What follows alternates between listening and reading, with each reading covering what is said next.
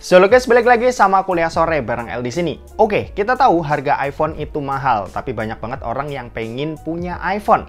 Sebenarnya nggak harus yang terbaru ya buat dapetin nikmatnya pakai iPhone. iPhone lama pun juga masih oke karena iPhone tuh dirancang buat dipakai dalam waktu yang lama. Nah, di video kali ini aku mau ngerekomendasiin ke kalian nih 5 iPhone paling worth it buat dibeli berdasarkan fungsi. Tapi sebelum lanjut, aku mau ngasih tahu dulu ke kalian provider yang udah cukup lama aku pakai sampai sekarang. Yap, bener banget, ini dia Live On. Aku suka banget pakai Live On, soalnya Live On ini tuh punya fitur rollover data 1000 GB.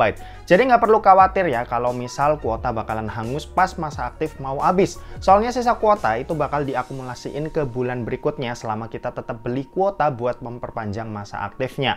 Selain itu yang bikin Live On beda sama provider lain adalah Live On itu provider tanpa pulsa yang tetap kasih kita gratis telepon dan SMS ke semua operator. Nggak cuma itu, Live On juga ngasih kita emergency kuota sampai 3 GB yang otomatis aktif ketika paket data kita habis. Jadi nggak perlu khawatir karena masih bisa dipakai buat chattingan atau dipakai buat beli kuota lagi. Live On ini juga 100% digital, mulai dari pembelian, isi kuota, sampai customer service-nya ini serba online. Dan yang paling penting, customer service-nya ini orang beneran ya, bukan bot. Jadi pasti ngebantu banget lah dan cocok buat kalian yang maunya simple-simple aja.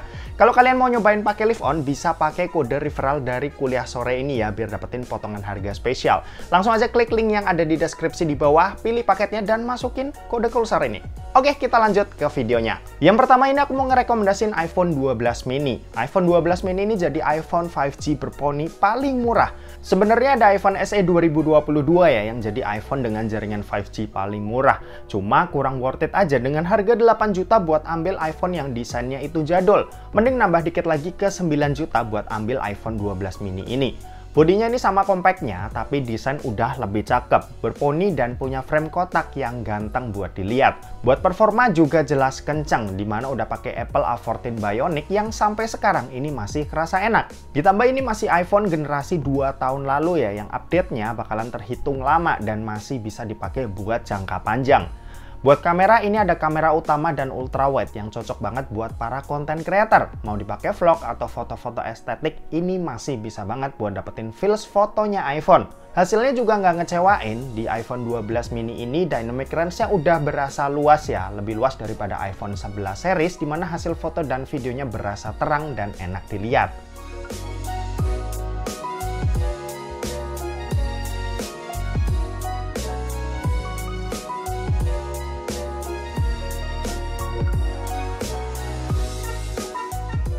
Yang kedua ini aku ngerekomendasiin iPhone SE 2020. Alasannya simple, ini iPhone yang bisa ngasih price to performance terbaik yang bisa aku rekomendasiin. Harganya ini jauh lebih murah daripada iPhone SE 2022 dan kalau mau dibandingin sama iPhone 11 series, dia tuh juga lebih murah tapi punya chipset yang sama kencengnya. Performanya jelas masih enak banget ya buat dipakai, apalagi ini rilis di tahun 2020 yang artinya kemungkinan buat dapat update ini masih lama banget. Ukuran bodinya juga compact dan cocok lah buat cewek atau cowok yang suka pakai HP mungil. Desain klasik juga bisa jadi nilai lebih kalau kalian suka, cuma buat yang nggak suka mungkin bakal nganggapnya ini jelek. Untuk kamera sih not bad lah ya buat iPhone keluaran tahun 2020. Paling kurangnya cuma ada di kameranya aja yang nggak ada lensa macam-macam. Jadi sudut pandang foto cuma dari satu sisi aja, yaitu lensa utamanya.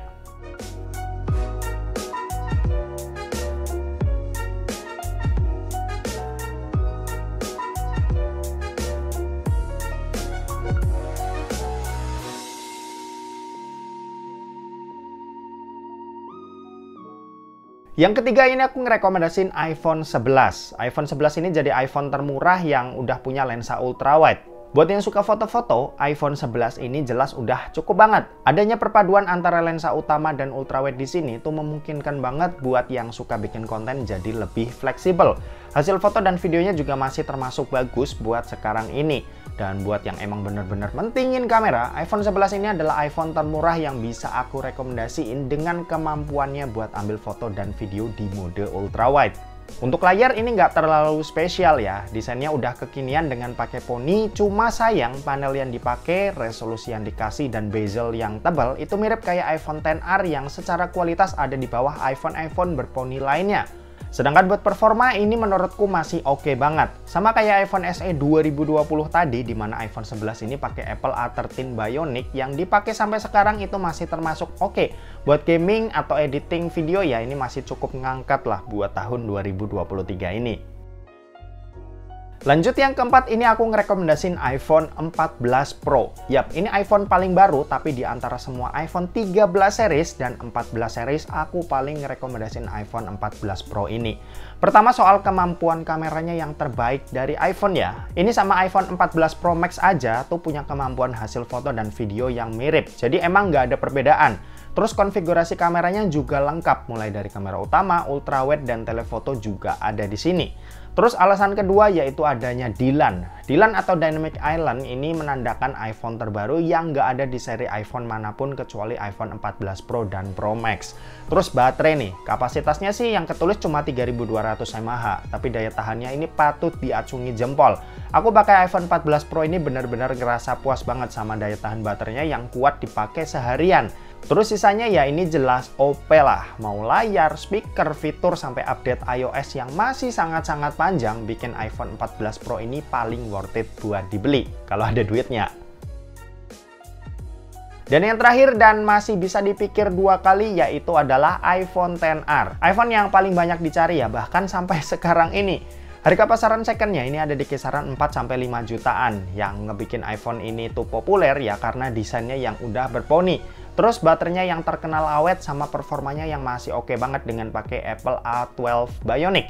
Cuma menurutku pribadi iPhone ini tuh perlu dipertimbangkan lagi ya buat dipilih karena yang pertama meskipun layarnya udah berponi cuma dia bezelnya tebel dan panel yang dipakai itu masih IPS. Jadi nggak sebagus iPhone berponi lainnya.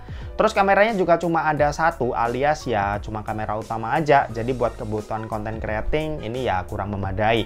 Ya hasilnya masih cukup oke sih buat dipakai tapi nggak bakal fleksibel iPhone yang punya dua lensa kayak tambahan lensa ultrawide di iPhone 11 series ke atas. Terus abis itu baterainya emang terkenal awet, tapi itu dulu ya orang-orang belinya pas HP-nya masih baru. Sedangkan sekarang iPhone XR nggak mungkin ada yang baru. Kalaupun ada yang baru ya itu jarang dan harganya mungkin ada di 6 jutaan. Kalau kalian beli second pasti battery health-nya berkurang dan daya tahannya ya otomatis ikutan berkurang juga. Jadinya ya masih oke sih asalkan dana kalian itu terbatas dan cuma ada duit mentok buat beli iPhone XR.